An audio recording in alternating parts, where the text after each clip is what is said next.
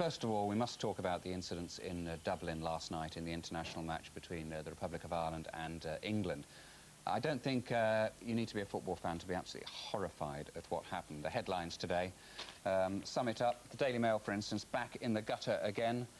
And this graphic photograph in the Mirror, sabotage. I mean, the picture of hate and violence is quite grotesque, isn't it? Yeah, I think it's that headline that gets me.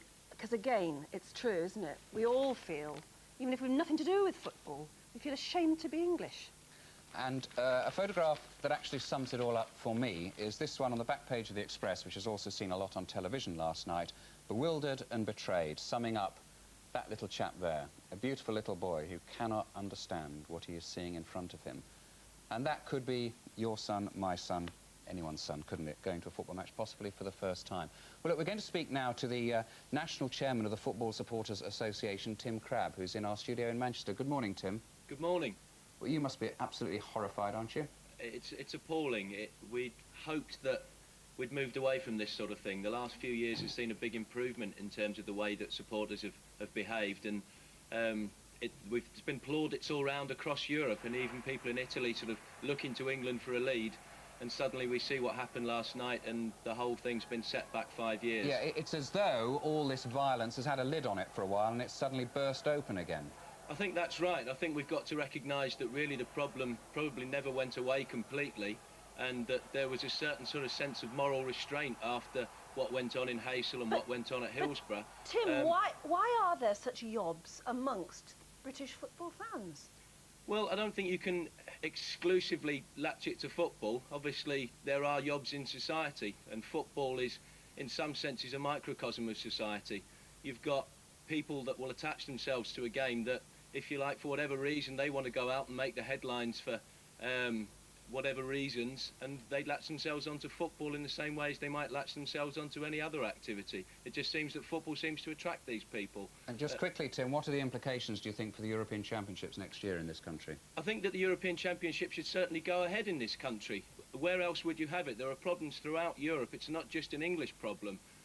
Obviously, we need to look at the arrangements from the security point of view for how we will actually cope with this potential. But at the end of the day, it would be a sorry day if the hooligan managed to stop that tournament being staged in this country. OK, Tim, thank you very much indeed for talking to us. Now, Ian St John is also on the line right now. Good morning, Saint. Hi, Nick. Good morning. And I presume, as an ex-player and someone who's commented on the game for many years, you must be devastated by what happened last night. Well, it reared its ugly head again, you know, all the violence, the mayhem of English fans. And the last time we saw it was in Sweden. Remember the European Championships, where they caused a lot of trouble there.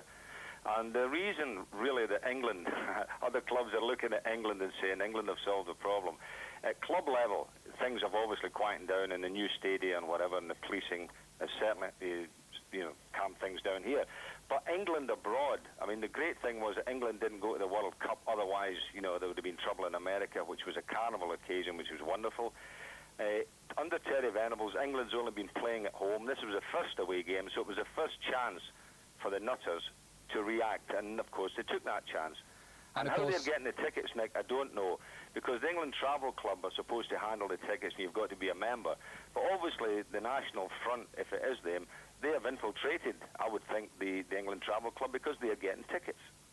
OK, well, Ian, thank you very much for talking to us today.